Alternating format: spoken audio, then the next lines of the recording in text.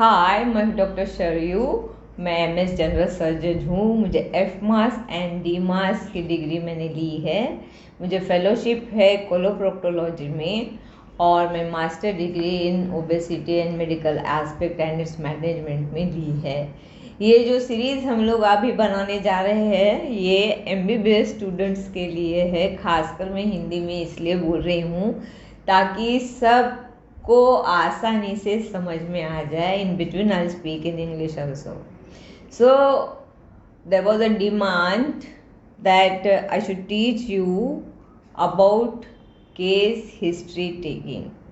So this is very important और ऐसा बिल्कुल भी नहीं है कि it is an art. History taking is an art.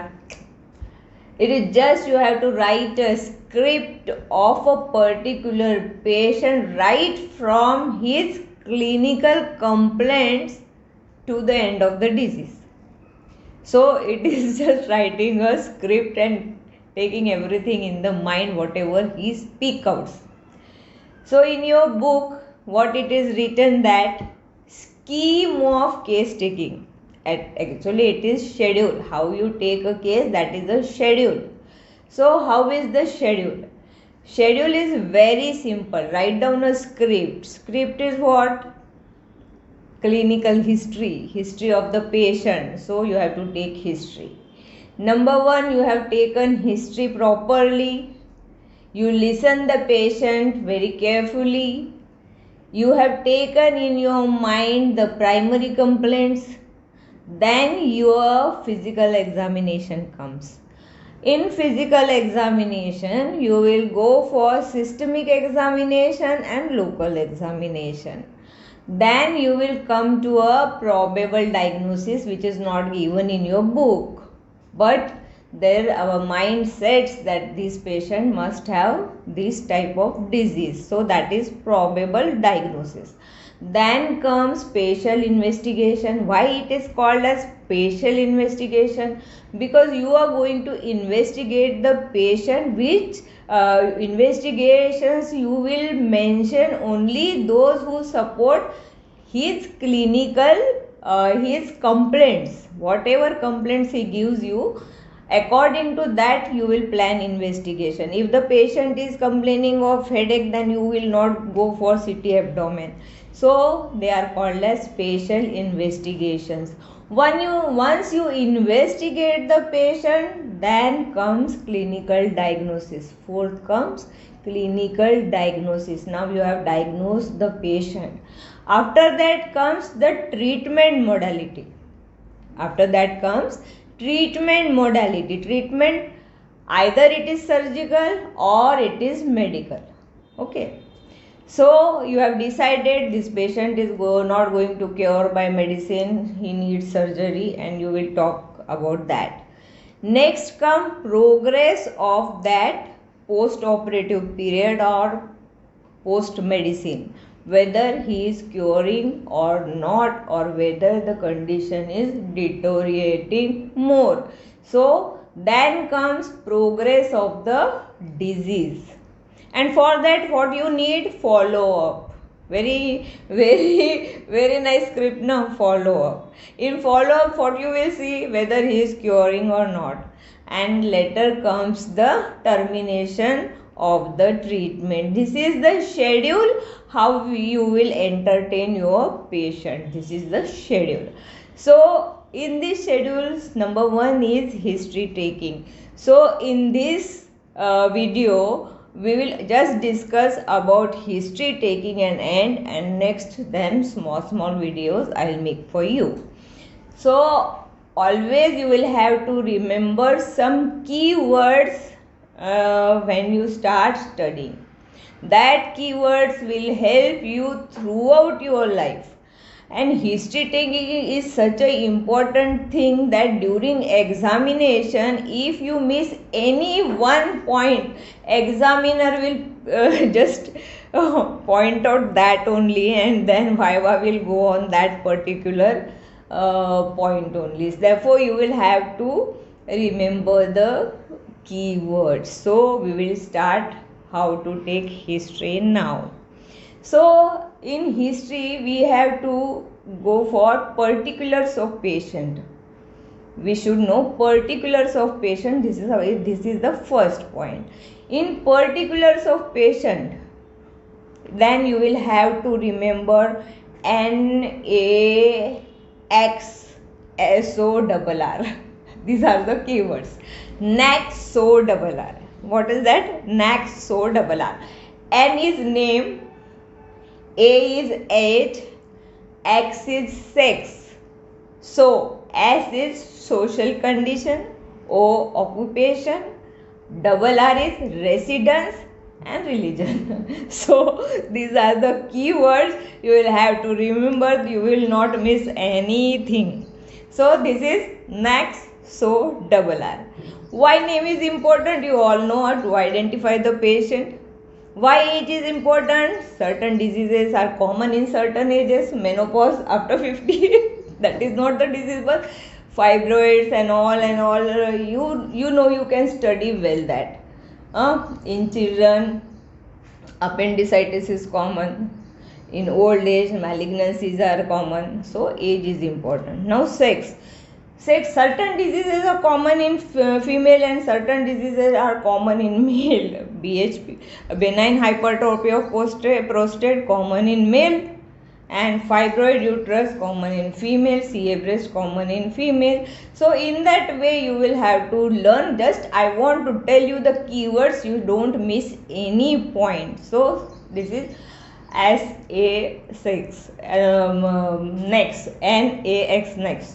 So is social status. Social status is important. In your book it is written that upper caste people, high socio-economic people, they suffer from appendicitis, and low socio-economic people, they suffer from tuberculosis. In practical it is not like that. Just to give answer you can remember this, but practically tuberculosis is found anywhere.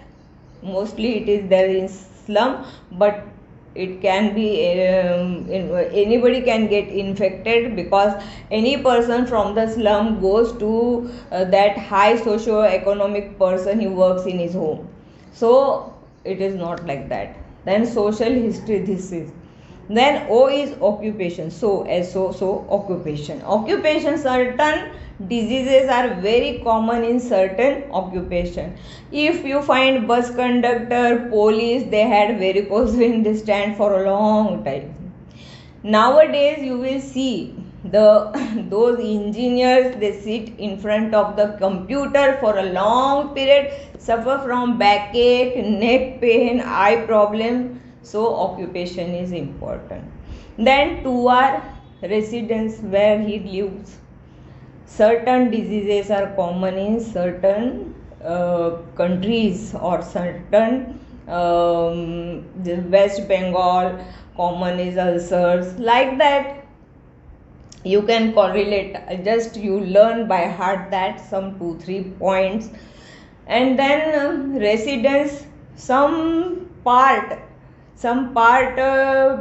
if I am here in Chandrapur, there are some certain areas where there is random tuberculosis. So like that. And one is R, and other residence and religion. Why religion? Certain diseases are common in certain religions. So sickling you can see in certain religion. Then Indian childhood cirrhosis you can see in certain religion. Then then comes in the history taking, then comes the another keywords are CAPD.